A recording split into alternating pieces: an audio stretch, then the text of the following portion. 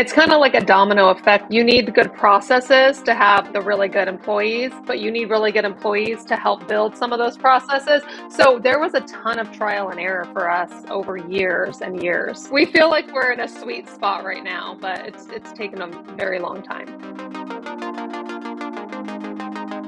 Well, very excited for the podcast today. We have some local guests with us. We have Brendan and Jillian. Welcome. Hi, thanks for having us. Thanks, Brad. Yeah. Appreciate you.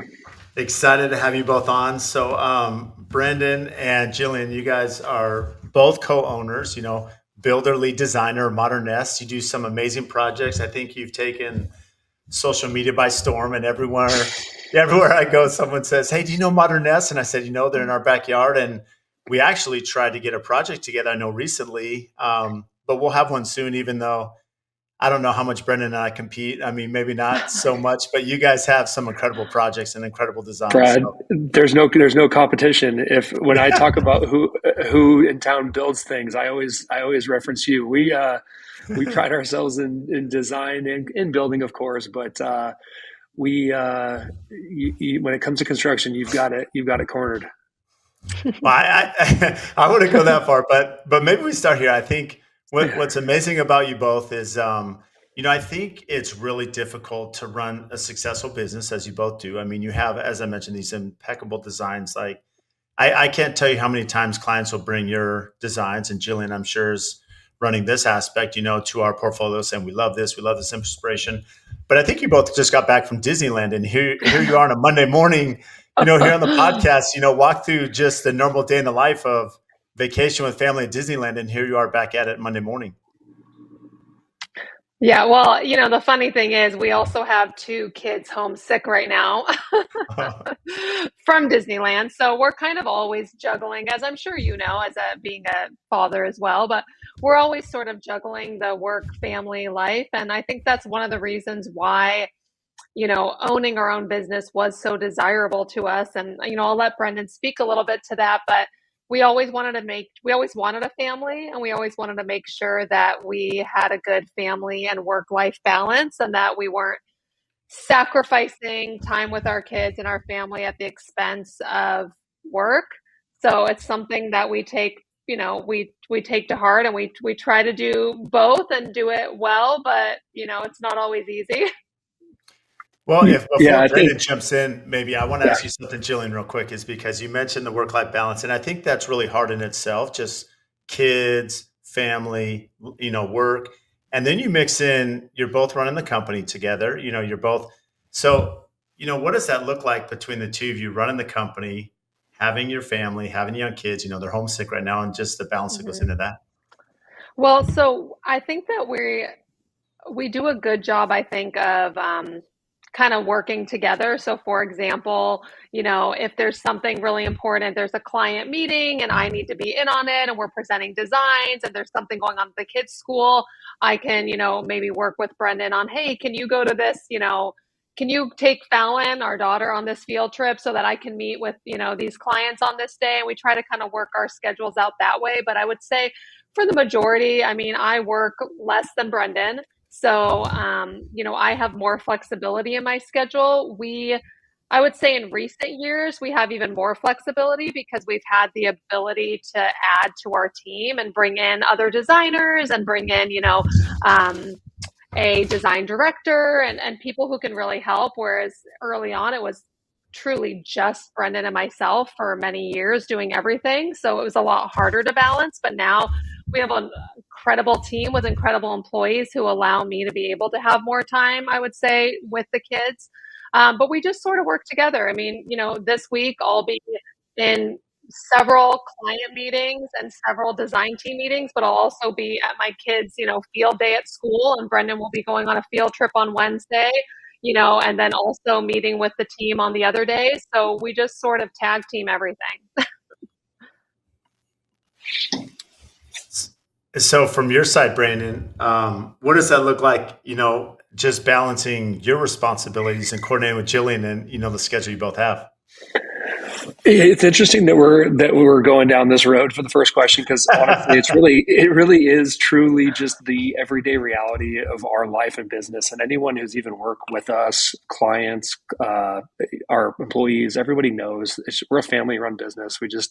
It's all in the family, and even with our employees and their families. And it's just like we get it that we're enjoying what we do. We always have. We've always said from early on. Jillian and I have always said, like, we will grow this naturally as much as it'll grow. We enjoy doing it, but we're never going to do it at the expense of our family or the quality of the product that we put out. And so we try to bring on people who understand that and want that kind of embody that family atmosphere. But from the beginning, her and I, we it's not, maybe not for everybody. We actually think we work better when we're like in this kind of like synergy of having to balance everything. Like Jillian and I personally, just in our own marriage, we work better when we're spending a lot of time together, and when we're like problem solving together, when we're bouncing ideas off one another. We work better collaboratively in our marriage. And so I think that, like, there actually was a time, surprisingly early enough, where Jillian wasn't working with the business, and I was starting it, and she was actually working as a teacher.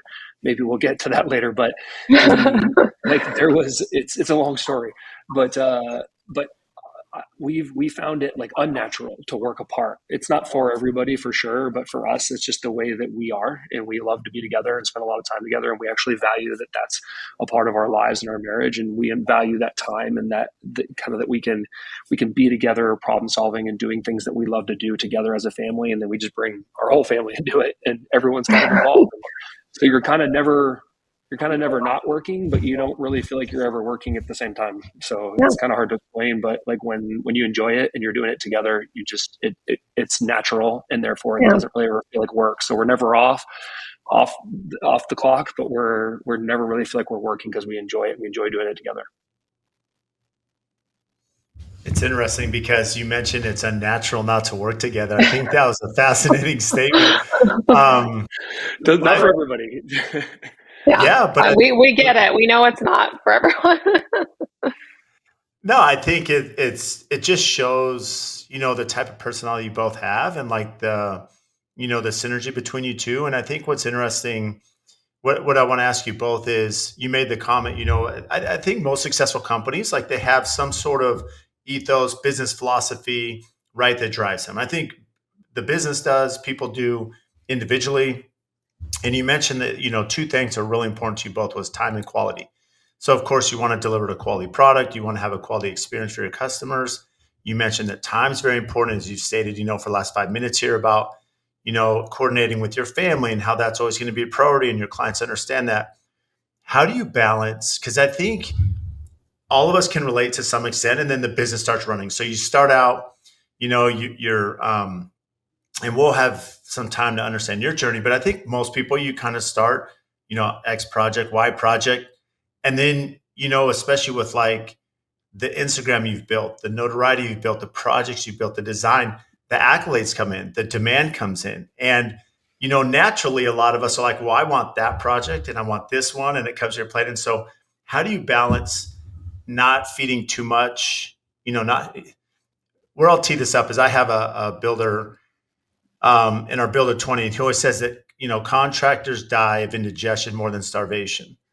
And a lot of us, take on more than we can handle, but it's tough because our industry does go up and down. And so there's a balance of, do we have enough work? And then do we have too much work? Mhm. Jilly, do you mind if I start there? Yeah, no, I know you have a lot of thoughts on this. We I talk only about bring it this, up, Brad, because I think that, like, I cannot tell you how much I understand that statement. I like that. I've never heard that one before, but I like that. Yeah, like, I bring it up because the construction side is the most challenging portion of our business. And back, you said, like, most companies have an ethos. I think the ethos for us is the key. Like, I think that we've just always stayed true to, like, who we are and what we do. And I think it's because we haven't ever, like, we just genuinely love, and passion's probably the word that comes to mind. Like, we just put a lot of passion into our projects, in our business, because we enjoy doing it. Like, we love doing it. Like, early on when we started this, it was really born out of just like a love for architecture and design and wanting to create things. And when Jillian came out on, we enjoyed doing it together, and we just wanted to do that more. So like as we early on, we just wanted to continue to create, and as you let that come naturally, and you don't try to take on too much. So like if you're trying to create something really beautiful or really great, like you know that the other things that people are trying to get you to do are just a distraction from doing great at what you're doing. If you're trying to just get more work, then yeah, you're gonna try to take on all that work, and it's gonna give you that indigestion. And so I don't know that we ever really saw ourselves just solely as a construction company. It's why I kind of joked about the construction piece earlier. It's like we've always seen ourselves as just like, yes, we do construction, we design, we buy and sort of kind of develop. We kind of put it all together and said, like, we do all of these things, and we want to do it. We want to just create beautiful things. And so I think that at heart, we're probably more artists than we are like business owners. I think that the other stuff are just kind of practical necessities in order to run the mechanics of the business. But the growth that we've seen and taken on is like our passion for just continuing to want to do more creative, beautiful things. And we've just always known that like taking on too much or doing too much was gonna compromise that. So if that ethos was there of like never being willing to sacrifice our family and never being willing to sacrifice the quality of the product, it allows us to really like be at peace, turning things away and just knowing and just letting things come to us naturally. And I think that Jilly, can you chime in and let me know if I'm Yeah, off base I there? mean, I think, well, no, I don't think you're off base. I think also, I would say that has evolved over time. Like I would say early on, when you're starting a business, we're taking, you're taking more projects because you're trying to build your business and you're trying to build a reputation. So, very early on, I mean, we were taking tons of jobs and they were small jobs. Like we were, doing like this person's bathroom and this person's kitchen and just to try to build our reputation and build a business. And then I think over the years and over time, as that has grown, we've been able to be a little more, cautious about what we do take and make sure that what we're taking is something that really fits into our business model and that we're going to be able to do really well and that the client's going to be able to be really happy. And so, there are jobs that we turn down. If people come to us and they want something that we feel like is, very unrealistic, we're not going to try to you know, fit it in, even though we know it's unrealistic. If they have a really unrealistic budget or they have really unrealistic timelines or they want to piecemeal it together, they want us to build parts of it, but they want to bring their own, subcontractors in. Like we don't take those projects on. We try to only take the projects on that we think the client's going to be really happy and, with what we have to offer them, and that the relationship is going to be a really healthy, strong one throughout the whole process, which it's going to be, these projects take a long time. So we want to make sure that everyone's sort of in sync. So we have been more selective. We have never, as Brendan said, we've always grown organically in everything we do, including social media. We've never, you know, early on, we never wanted to buy likes or buy followers or all these things. We always said, okay, we're just going to grow organically. We want people who, want to follow us because they love what we do and they're, excited about it and they want to follow us. So we've always tried to grow our social media organically. We've grown the business organically. Early on, we've had, even family members be like, you guys need to hire more. There's so much opportunity. There's so many projects. You just need more employees so you can do it. And Brendan's always been really, really cautious about that. We've grown slowly. We started in 2008. This has not been a fast, trajectory for us. We've grown slowly. We've brought in employees cautiously and carefully as we've grown our team. And, I think that all those things have allowed us to take on the projects that we really feel passionate about and that are a good fit for us. But, it wasn't always that way. Now, what's interesting, I think that's fascinating because a point you made, Jillian, is you said we've been in business since 2008. And it's really easy, in my opinion, to be caught up with what so and so is doing down the street, or maybe someone that you're competing with in your market. That patience is something that a lot of us just don't have and society doesn't have in general. But to play the long game and really forecast, I mean, you both had a very strategic approach to this organic growth of projects and social media. where does that derive from internally between the two of you? How did that start maybe from the beginning to now? It derives from Brendan. Derives from my husband. I mean, Brendan, you can speak to that, but I mean, to his credit, one thing I just want to say is like we talk about this a lot. Like he is not somebody who is driven by money at all. We talk about that frequently. He is not like money does not drive him. So he's never been the person that's like, I just want to build this thing really fast and get huge and we'll take on tons of projects and we'll just do as much as we possibly can. It's never ever been his sort of personality and plan. And even at times early on, I think even I would sometimes be victim to, hey, look at what this company's doing, or look at what this company's doing. It seems like they're doing all these amazing projects, and look at how many, they've grown so fast on social media. And he's usually the one reminding me to kind of take a breath and slow down. Is that accurate, Brendan?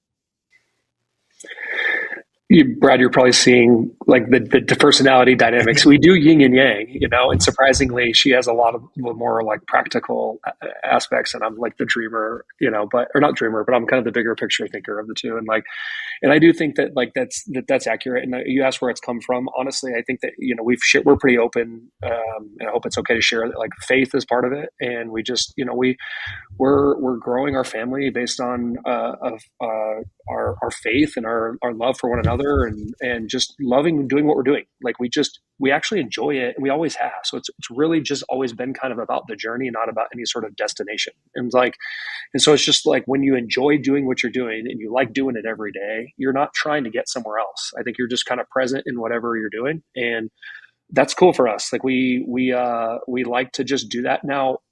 Like I'm a builder at heart. Like I love to build things, and I mean the business, not just buildings. I'm building the business. So like I don't want you to get me wrong, like seeing this grow and seeing more projects and having more opportunities to create and bringing on more people and just like awesome people. Like our team is remarkable at this point. And just that is exciting for me. And so there is that temptation to continue to grow it.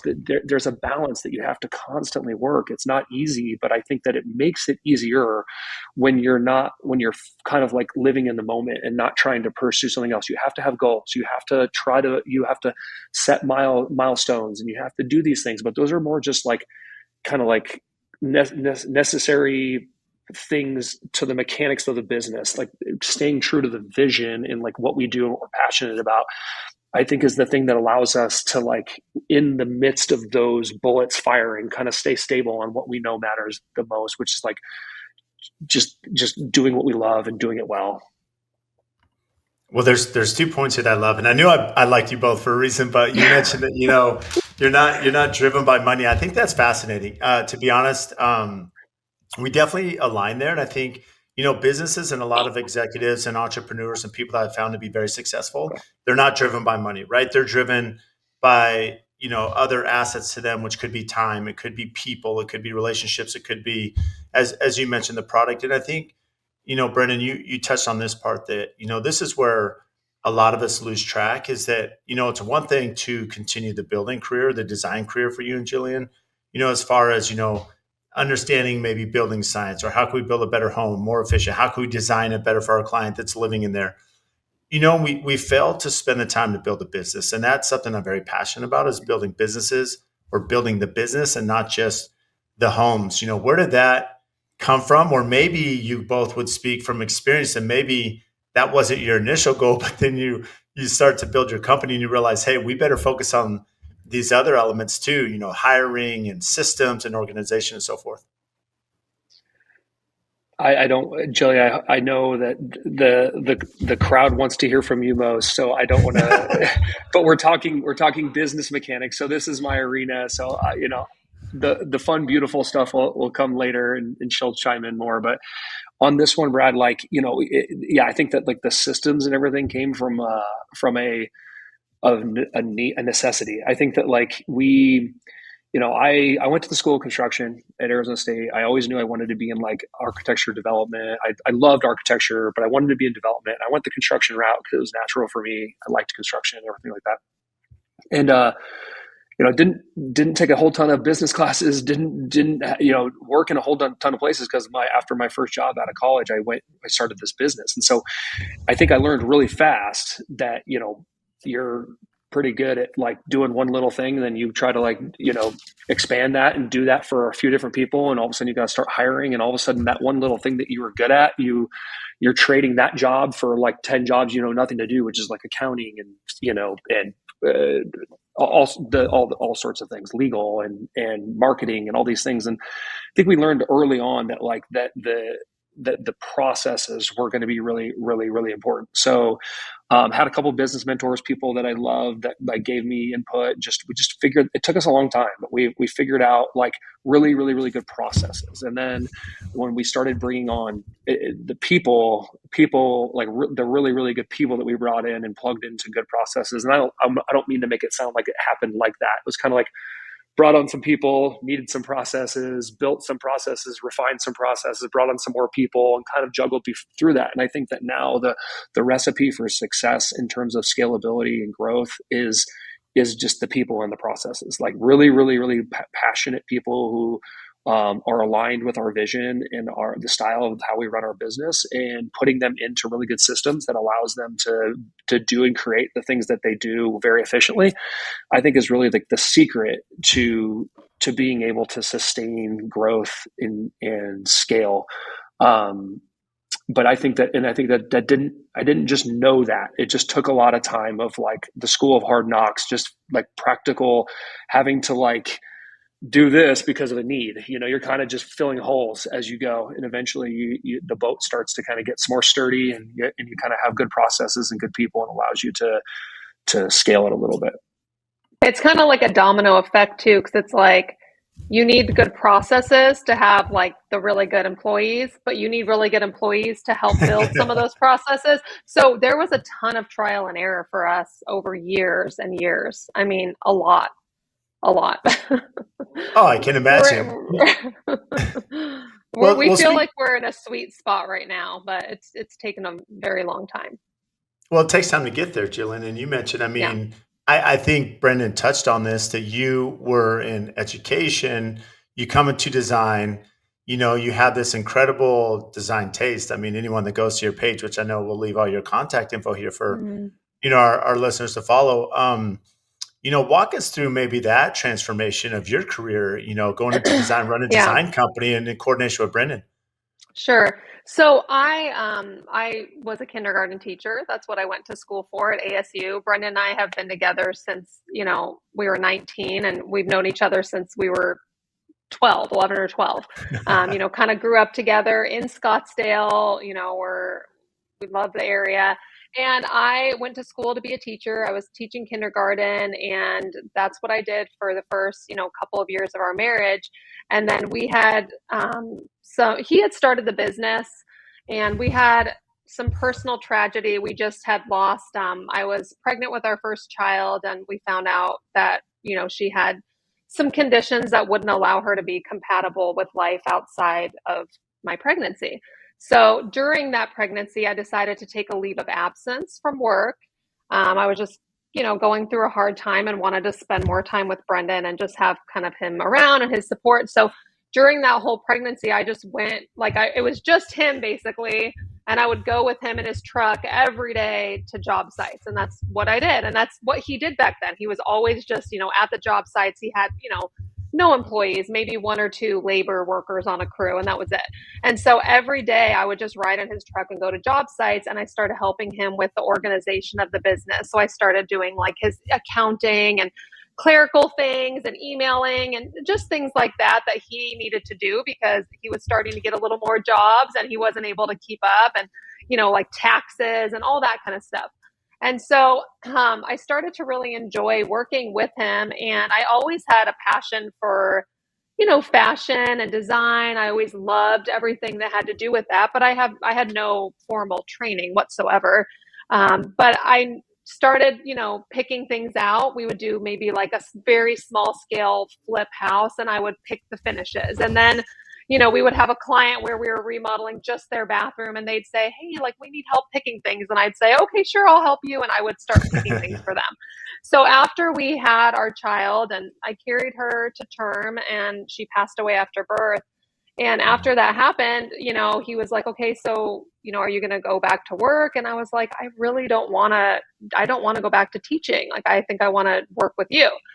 So, at the time we're like, oh, I don't know if we can afford it, which is funny because I made nothing teaching. But at the time I had insurance and, we were Mhm. just this like ma and pa, the two of us, like, we were making next to nothing. And he was like, well, let's just try it. Let's just, like, we'll just bring you on and we'll see what happens. So I started working with him and slowly doing, little picking out things here and there. And then over time, it just evolved. And I realized that design has truly become my passion. I mean, I loved teaching when I taught, but I don't miss it at all. I truly don't. I just love what we're doing. And I'm so passionate about it. And my parents always laugh because they always remind me, when I was younger, they're like, you always said you wanted to own your own business, but you didn't know what you wanted to do. But you were always said, I just feel like one day I'm going to own my own business of some kind. I don't know what. And, for a brief time in middle school, I told them I was going to own my own hair salon and, all these things. But I always sort of had a little bit of that in me. My dad is an entrepreneur. He had a commercial construction company and, Brendan always had the desire to own his own business. So I think it kind of evolved again, naturally, organically. Not what I ever imagined or thought would happen, but it worked out to be exactly what I, wanted and needed. So the question, I mean, it's a fascinating story, Jillian, and especially the personal element. I appreciate you sharing that. I Yeah, think that, all of us, there's vulnerability in life and business and, sure. things happen and, entrepreneurship, which I speak about a lot, is sometimes natural. Like you mentioned, there's, a natural element to Yeah, you. Sometimes it's born out of necessity. I think there's a little bit of both. I think what's yeah. interesting about both your journey is there's so much like compatibility between you two and like hearing like you riding along with Brendan, on the day to day. I think it's Oh, amazing. yeah. But we can all appreciate that. Like the reality is, it's one thing, it's really hard. I'm always sensitive to the construction industry because anyone that's been in the field, and I'm sure you, Jillian, seeing this, watching Brendan and helping him out there, it's tough. Like Oh, labor and deadlines and schedules and quality. And there's so much to balance that I think most people just don't understand with our industry. And then you mix in coordination of design and budget and, client oh, personalities and all these things. And here's the kicker. You both decided to start this in 2008, which I'm still trying to oh, figure out because yeah. I 2008's know. like the word. I mean, we're in Phoenix, The like worst 2008, time. it's the worst time. So The worst I'm not time. sure the timeline that you were following him around, Jillian, but maybe walk us through, Brendan, 2008 to like, Yeah. a few years down the road, how you guys finally said, okay, I think we have a business that's going to work. Yeah. Yeah, I could definitely speak to that, Jilly, if that's okay. Yeah, I mean, '08 was actually obviously a horrible time here for real estate and everything, but it really was opportunistic. I think I was watching a news. I always knew, first of all, I had a great job. I had a company out of California that was letting me work remotely here, and a great job out of school. And it was hard to leave. It was hard to leave. I just knew always it was never. It just had an entrepreneurial soul. It was just. It wasn't gonna. I was never like going to be the company man. I was a great company man, but I loved working for them, but I just knew that wasn't long term. And so I, yeah, California. So that's why we had a crossroads because neither one of us wanted to leave Arizona. yeah, we were very close with family, and they wanted me to relocate to California, and we just decided it was a great opportunity to just go ahead and try what I knew was ultimately the destination anyway. It was just happening sooner than I thought, and so, and I was watching a news segment, and there was somebody on there. I think it was they were in California. It was a California. yeah, it was a news segment of someone who was like, "We're busier than ever. We're doing these trash outs, so we're going and collecting trash from these foreclosures that everyone's leaving behind, and we're busier than ever. This is great." And I'm like, "Huh, I don't know of anyone that's doing that here. I haven't heard anybody been doing that." And so, and I knew we had been hit hard by the down cycle, the downturn, and the bubble burst, and there was a bunch of vacant homes, and literally I made like a couple of phone calls to a few friends, and within I think 1 week of me deciding to do this, I had met one of like the largest um, holder of bank-owned properties in the state. Is just a friend of mine. He had no clue what to do with any of these houses. He was just like, all of a sudden we have all these houses, and there's people are ripping out the copper, they're stealing the AC units, they're being left just totally tormented, these houses. And then the banks would tell these realtors, well, go deal with it. I don't know. You've given you 150 listings. Like, go figure out what to do with it. I don't know what to tell you. And so all of a sudden these realtors had to be, figure out all these homes. They knew nothing about any of these systems.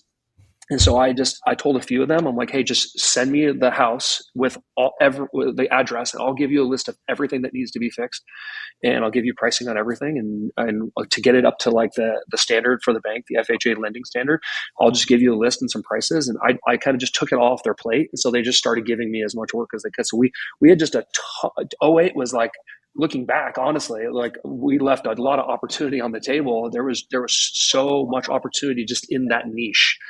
And quickly, once we came out of the recession and we were doing all this work on these bank-owned houses, well, these realtors that we had established relationships with, they were handing out, they loved us. I guess us at the time, it was just me, but they loved the company. And I said the company, I mean, literally just me, like maybe one other employee. But these realtors would hand out my card and say, hey, this guy can, like, if you want to, all these investors were buying those bank-owned houses to flip them. And so he started handing out the card saying, hey, if you want this guy to come in and actually renovate the house, you should call him. So these investors started hiring me to like actually renovate the houses. And I was looking around being like, man, these guys are buying these houses like crazy. I should probably try to get into a couple of these. And so then we bought like a couple here and there. We had very limited capital and stuff at the time, very small houses and stuff like that, just doing a couple fix and flips. And then that's when Jillian had come in. So that's kind of how that went. But again, to Jillian's point, like, I don't think there was ever a point where we kind of knew where we wanted to go. I just knew development was the way, but I just kept taking like the natural path to get there. Like whatever like opportunity got me to like the next closer rung, just kind of took that opportunity. There was no way I could have foreseen like a luxury spec home business or like an interior design firm. Brendan, but I'm sure you remember this, but in those early days, he had his eye on developing and building spec homes in Paradise Valley. And he even, at that time, years ago, there was like a lot he found. And I think you tried to propose it to a couple people and be like, hey, like, will you invest in this? Like, we'll build. And, just at the time, didn't have like the reputation yet, didn't have like the, portfolio, so to speak, and kind of got shot down. Nobody wanted to do it. And I mean, that was so many years ago, but he always said, I want to build beautiful spec homes in Paradise Valley. Like, we grew up in the area. He knew a lot of developers and builders. When we were growing up, a lot of our friends' dads were builders, and that's always what he wanted to do. And I think that early on, it was a little discouraging because it seemed so far away. It seemed like, how are we ever going to get from doing these teeny little remodels or, trash outs to like building luxury homes in Paradise Valley and having somebody, trust us with millions of dollars to, like, that it seems so far away, and that's what I think sometimes people don't understand, is how long it has taken. And it took, him literally by himself doing trash outs and boarding up windows in terrible parts of the valley, driving all over town and doing this by himself, working 7 days a week. I mean, it was not always what it seems on social media. It just wasn't always that way. I think that I just want to encourage other people to not get distracted by what they're seeing on social media and to be willing to put in the time and the hard work and the effort, to continue to grow and not feel discouraged because, it doesn't always happen overnight. Yeah. Well, go ahead, Brendan. Well, sorry, I was just going to say that I mean, that's really, really well said. And Brad, I don't want to stump on any question you have to follow up with that, but like, I think that it kind of lends itself back to like we look back at those days. At the time, there was a lot of discouragement, but like we look back at those days and we're very fondly. We love those long car rides where she was just palling around with me. We had our first dog together that would just ride around in the truck with us and come into the job sites and stuff. Like the little things that you look back on, you're like, man, these are just really awesome chapters in our lives that kind of just part of the journey. And so just enjoying that, and in the moment it's not as enjoying, but if you just kind of like know that like it's all part of the story and you kind of value that, I think it helps you persevere through those times. It's funny you say that, Brendan, because I think human nature is all of us look back in your life at these kind of call them turning points or difficult moments. Like sometimes in those most difficult moments, you look back with fondness, which is kind of Mm-hmm. odd, but there's Mm-hmm. growth, there's things that change, there's career pivots. Like there's a lot of things that come from it. And, this overnight success, 17 years in the making, right? That Jillian spoke about. I think that's the evolution that, all of us, you guys specifically have spoken about priorities and ethos and, whether it's your marriage, whether it's your family, whether it's your business and how those all align together and why that growth has continued. Um, as the business evolves, it's really difficult from, working in, um, removing debris and trash from, these banknotes and finding small flips and getting it to the next one.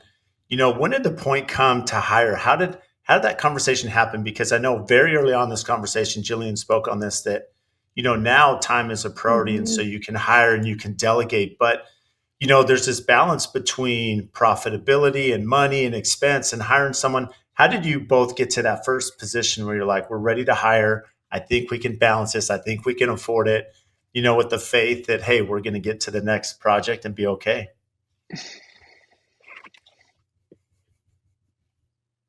Jillian? Or you want me well, I would I say, don't know. I just the first hire came out of a necessity because I was doing all of the admin things. And then I started to move into doing a little more design. And we, after the loss of our first child, we went on to have, more children. And so we kind of got to a point where we were like, okay, like we can't just do it, the two of us. We need help. So we brought on somebody in like an admin position to help with, clerical work and, answering the phone and emails and just helping with things of that nature.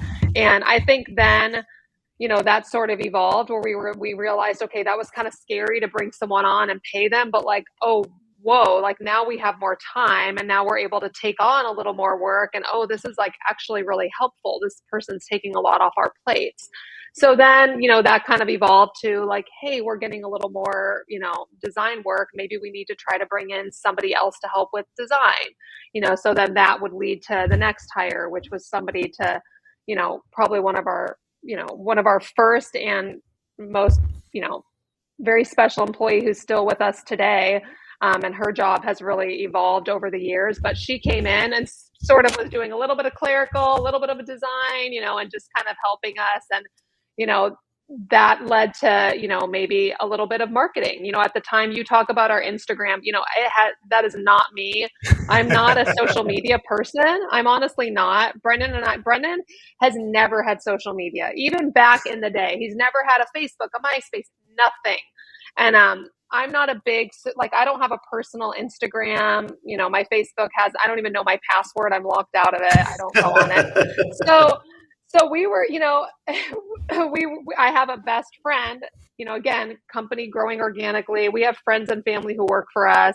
One of my best friends, her background is in advertising and marketing. And, I started going to her and being like, we need a little bit of help branding. And so she would give me ideas. And then Brendan and I said, hey, would you want to maybe like work, for us a little bit? Like you could just, make your own hours. And so she came on and started just running our social media and helping with our, branding. And then, fast forward all these years later, and she has, three people who work under her, and we have an entire design team, and we have a design director, and we opened the store. And I mean, it's been just like a slow growth though. In recent years, we've hired a lot more for sure. In the last probably, I don't know, Brendan, maybe 3 to 5 years, like our hiring has been happening a lot quicker.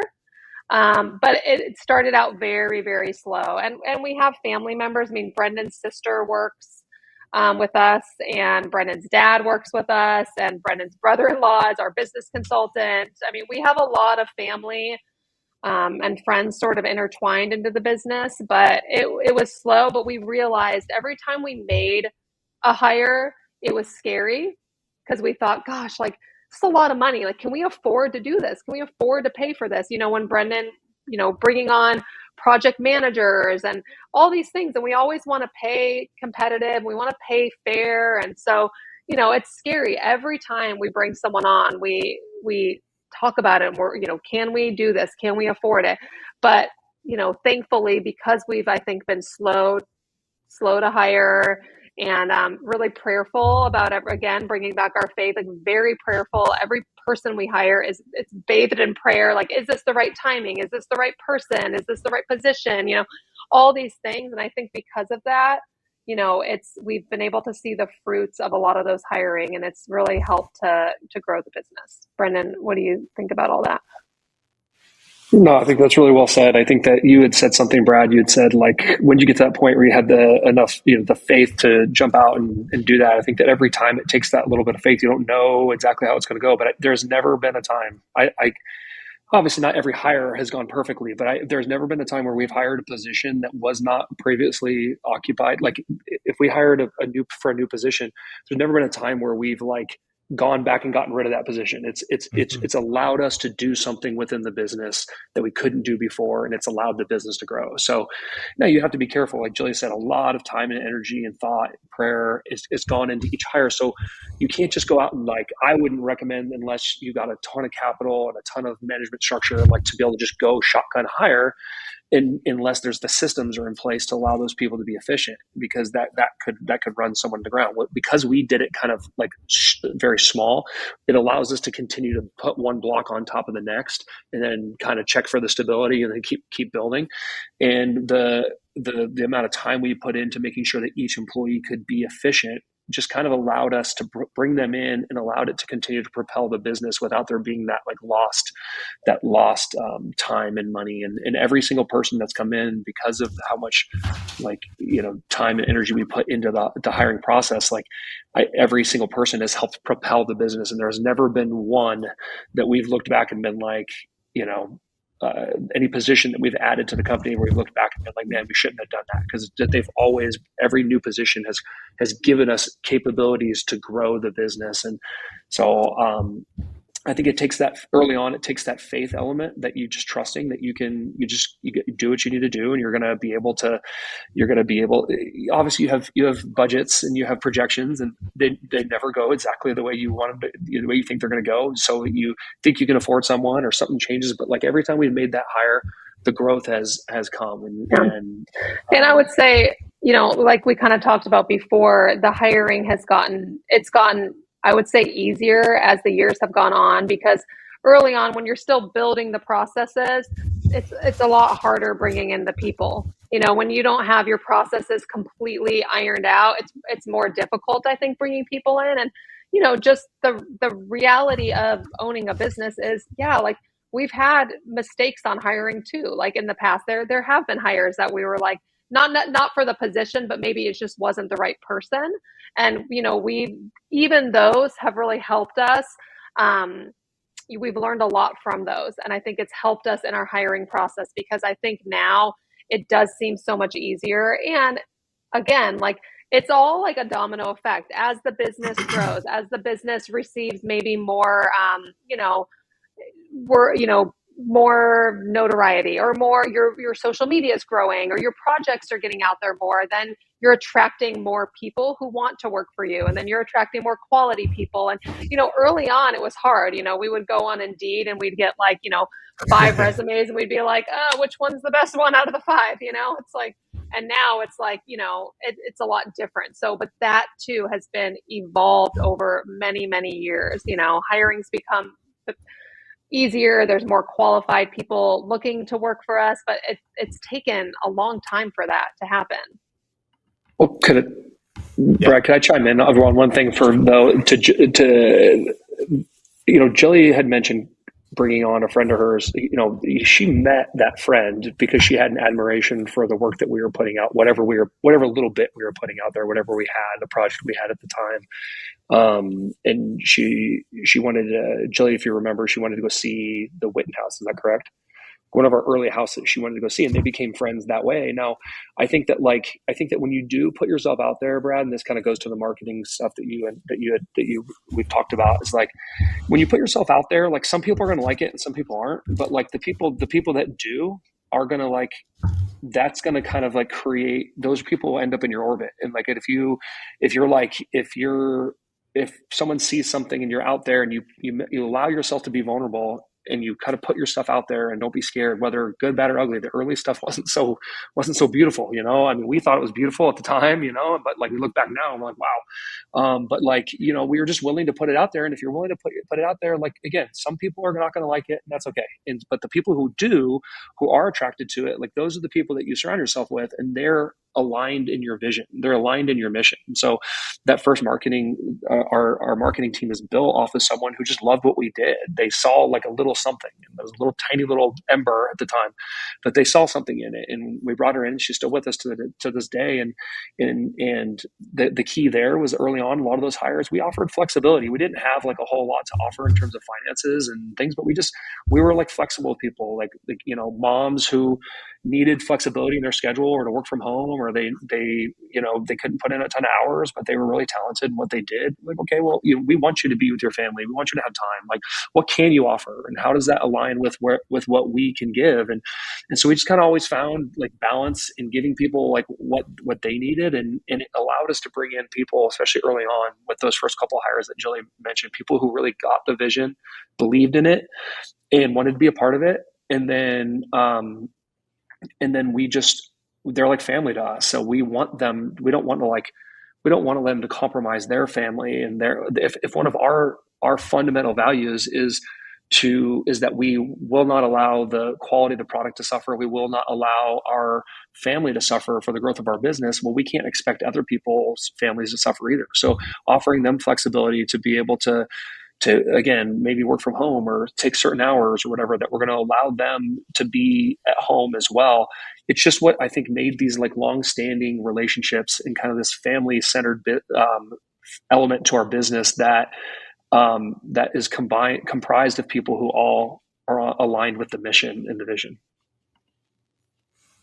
I love that. I think there's a few directions. I mean, you touched on this, that maybe the byproduct of marketing, one thing is to market your business and attract customers, right? Business development. But some of the really successful companies, of course, processes and systems and culture. And you mentioned, Brendan, maybe it's flexibility, right? Maybe it's understanding of, their work environment, whatever it is. But at the core of it, is it that business development arm has led into incredible talent that work for Modern Nest? There's no doubt. We have such incredible people. And I think the one thing that like just seemingly everybody has to, and it's like, you can call it coincidence. I don't know. I don't know. Maybe it's probably a combination of, we believe it's centered around our faith and our beliefs and and again, that would be culture. And then I think that I do think that, again, when you're putting yourself out there, it allows people to take you or leave you. I think some people are afraid that people are going to leave you. But if you're not afraid for people to leave you, you'll get the people who will take you. And so what I mean by that is like the people who join you are people who really love what you're doing and believe in it. And so therefore they're really bought in, and it allows you to really build that culture the right way. And you're not trying to be something you're not. You're just putting yourself out there. And I think that allows us to build a team where, and the flexibility that you talked about, like, you have to, as a business owner, you have to like figure out like where to give and where to take. Like if you don't have a lot of money and resources early on, you got to give the flexibility. You got to give somewhere. You got to make it a mutually beneficial arrangement with each and every one of your employees. It has to work for both for it to be sustainable. And if it's not, you're wasting your time anyway. So it's just make it work for both. And if we don't have a lot of money to give, then we might have to give flexibility. Or Right. if we know that someone has elite talent in an arena and had like formally trained in a certain arena and like normally would be working, if they had the time, would be working in large marketing firms. Well, what we have to offer is like, okay, well, we don't need you 90 hours a week like they do, because we're a small company, but you can add your talents here and we give you the flexibility, and that works for both sides. Great. I get to use my talents and abilities, and I don't have to compromise my family, and I love what you guys are doing. And all those things align, and it makes for a really great employee that here we are, whatever, a decade later at least. And she's still not only one of our best friends that we travel with and spend life with, and our kids are best friends and all the things. It just works because everybody's interests were aligned. And I think that was really the critical element, is that it was a mutually beneficial kind of arrangement right from the beginning. And we all were on the same page, like pushing in the same direction. Yeah, and I think as, business owners too, it's like we you give as much as you can give before being taken, as long as you're not being taken advantage of. And that's something that we've talked about a lot. And the employees who have been with us the longest and have had the most success with us are those types of employees. They don't take, kindness for weakness. They don't, give them an inch, they take a mile. They're not doing that. Like, they are receiving flexibility and some of those perks because they've proven that they are dedicated and hardworking and self-starters and all these things, so it looks different maybe with each employee, but I think that, the employees that it really works well to have that flexibility are those types. We, just like a little funny note, but like, I know a lot of people in business see this, and like the same thing with us. Like, we've had a lot of success with employees who are, former athletes that they work really, really well for us. We always joke about it. We're like, can we hire only athletes? Yeah. But no, but I mean, honestly, like, several of our employees are, former almost Olympic, ice skater, like formal, New York trained ballet, a track star, all these things, because they just have like this dedication and drive that is unlike anything else. So, when you have that sort of discipline, it works really well, and you can allow more flexibility because they're just, they don't take it for granted. So I think that's, what you're going to say, something, Brendan? Yeah, sorry, Brad. I'm like, I don't know if it's okay to like raise my hand here, but I think early on the flexibility was a big key. But I think that like now we obviously like, hiring for major positions, like a design director or someone, like you're not like offering like necessarily work like a, part-time work from home, but again, back to putting ourselves out there, I do think that like just the profile of the media profile that we've built has allowed us to really attract like those kinds of people where we maybe couldn't otherwise do that. It's everyone who works for us kind of already knows like what we're about, has seen us and knows the product and knows what we're about. And we're honest and open about that. And so the people who have come in, it's like, there's no surprises. They kind of like, we're honest with them in the hiring process. We're honest on media about who we are and what we do. And again, if someone says yes and signs on the line, I believe that they're already getting what they expected because the media has allowed us to put ourselves out there in that kind of way, letting people know who we are. Well, it's so fascinating to listen to you both about, at this point in your career, I would imagine because you're seasoned in business, you've been doing this 17 years, you understand what it is to vet a client. Like, you've gone through it, you've made, I'm sure, mistakes in there. You understand the scope of work that you excel in. Like, you kind of refine, call it, the scope of work, the clients you're going to work for, the projects that make sense. And the same thing with hiring. I mean, you said this, Brendan, that before it's not this shotgun approach. Like, the positions we hired specifically, we still have those roles filled. Like, you understand what it takes to be successful, and it's more of a sniper approach. And so between both your faith, between the company culture, and in fairness, that Jillian said this, is that I had a business mentor that he always hired athletes for that reason, like, Yeah. The competitiveness, but, Yeah. between what you both have created and, it, not only can you vet your clients, but I'm sure you can vet potential hirees, to know that they're going to fit within the system. No question. Yeah. I mean, I would say too, you had touched on this a little bit, but company culture it is up there. It is a top priority for us. And I think that, like, some of the things you just learn as a business, and you have these growing pains, is that, just the reality is, I hate to use the term, but like one bad seed can like spoil the bunch type of thing. So like, we have learned at different times, like, that you have to be you have to make the culture such a huge priority because honestly, like if you don't have that really good, solid foundation, it just doesn't work out. And we're fortunate to where we make that a big, big, priority on all of our interviews. We talk a lot about company culture, and it's something we guard like and protect so fiercely.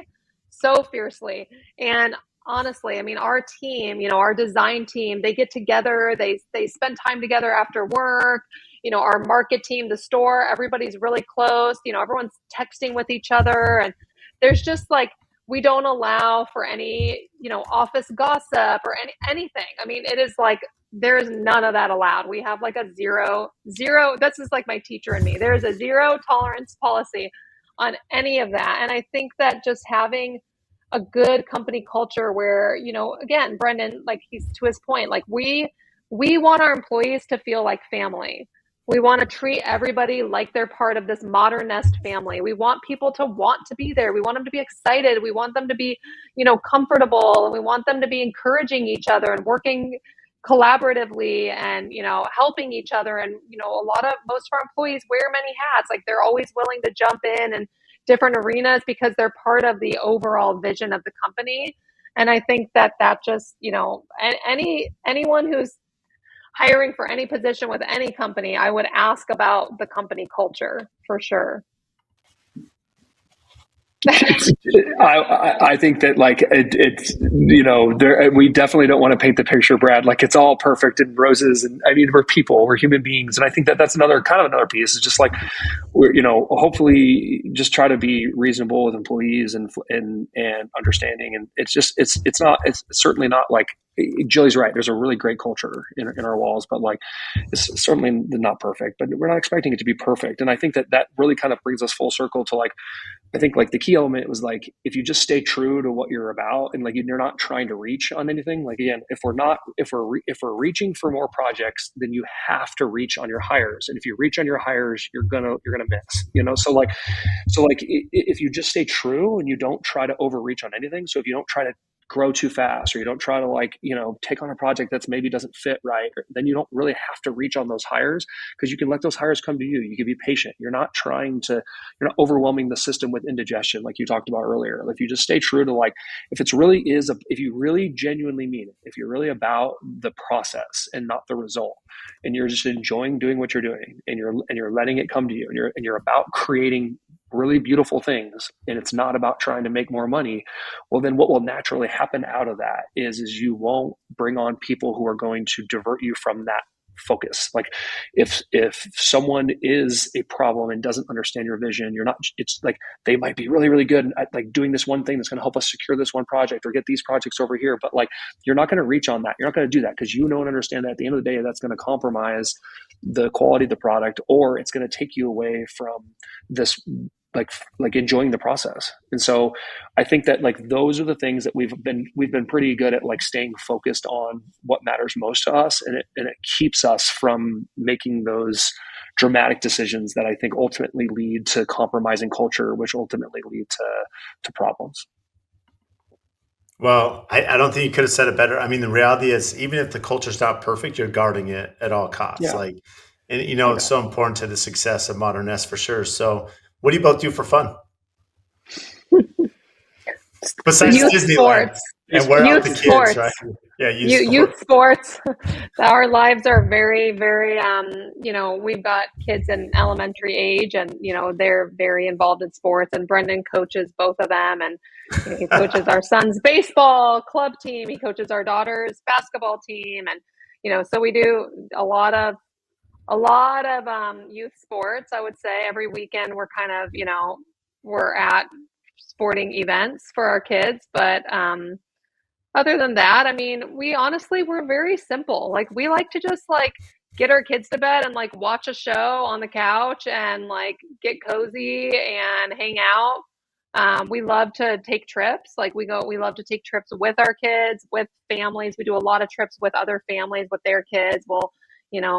We do family and friends go to Montana every summer, and we love to go to the lake house there. We love to do trips with each other or with other adults. And other than that, Brendan, I mean, I think it kind of like, hopefully can kind of touch on, like kind of bring full circle, like what we've been talking about the whole time, Brad. It's like, listen, early on, it was whatever, 80, 90, 100-hour weeks, whatever. I don't even know, making probably, I don't know, a couple bucks an hour if you were to add it all up. And literally just like all those like early sacrifices, and just, when we didn't have the kids and all that stuff, we were able to do that. And, we brought in people as we needed to. Kids were born and had to continue to grow and bring on people. And we stayed focused on our vision, and it allowed us to bring on really awesome people. We've set every single time I hire an employee, I've always tell them that we will continue to grow this business as long as we don't compromise the quality of the product. I know I've said it here today already, but or our family to do it. So we want to continue to grow, and as soon as that happens, we're going to stop. But it hasn't happened yet because we've got such good people and processes that allow us to continue to sustain that growth. And now we've gotten to this point where it gives us that flexibility with our family. And yes, I can go coach a club baseball team, which honestly I might put more hours into these days than kiddingly, but like it takes a lot of time, and can coach girls basketball, and we spend a lot of time with friends and our kids' friends and family, and we spent a lot of time in the last years like remodeling our backyard and kind of making it to where we can bring large groups of people here after sports games, and we love to entertain and barbecue and cook wood-fired pizzas and let the kids play wiffle ball in the backyard. And so that's really what we're about. We're about family. We're about friends. We, again, even on those times when we're doing that, where Jillian and I might have to check an email or take a phone call, whatever, again, never off completely, but we're really never fully on either. So we're just kind of our particular unique part of our business is that our business and personal lives are so intertwined that it's all kind of just merged into one. And it's, Brendan and I do a lot of our best work in the evenings. Honestly, like we do a lot of evening computer sessions together, like a lot. We'll just be sitting on the couch, and he'll, cast something up to the TV, and we'll look at like his SketchUp, or we'll like work on a spec home design. And even oftentimes with one of our employees, we'll have like nighttime Zooms with her, like, and we'll just sit there and she'll say, "Hey, are you available tonight?" And we'll be like, "Sure." And we'll get on like a Zoom at 9 o'clock after we all put our kids to bed. And we do a lot of our best work in the evening time. And, but again, because it's fun for us, like we look forward to it. It's enjoyable. Like it's exciting for us to go on and, look at our, plans on a house, or, I'll throw some mood boards, his way and get his opinion on them. And we kind of like bounce ideas off each other all the time. And we do a lot of work together just from our couch, in the evening. So that's just the reality of our lives. Well, you both have made the best use of that for sure, and you've been incredible guests. I can't thank you enough. I know how busy you are. I mean, whether you're not busy during the week at Modern Nest, you're busy on the weekends at sporting events for sure with the kids. So again, we appreciate all you guys do for the community design, community building, community, especially here locally. And I know you have other projects outside of Phoenix, but for those listening, where can they find you? You can find us on Instagram at modern_nest and Market by Modern Nest. And you can find us on our website, modernnesthomes.com, and also our store, marketbymodernnest.com. And, we're around, and we'd love to chat with anyone interested in design, or, anybody that we can help. Well, I appreciate it, Brendan and Jillian. Thank you so much for making time today. Thank you, Brad. So much. If you get value from the show, please support us by giving a 5-star rating and review on whatever platform you listen to. And I also have a favor to ask. We've had some incredible guests that come on and share their wisdom, their knowledge about their business. So if you have friends or family members that could benefit from those episodes, please share it with them, as well as any other business owners that you're networking with that could get value from the podcast or certain episodes. Please share those as well. Again, subscribe, make sure you're following. Any questions that you have, topics. We've had listeners reach out about certain guests that we should have on the show. Again, brad.l@aftconstruction.com. Email me for topics to address, guests that we should have on, and even if you think you'd be a great guest for the show. So again, thank you for all your support, and we'll see you next time.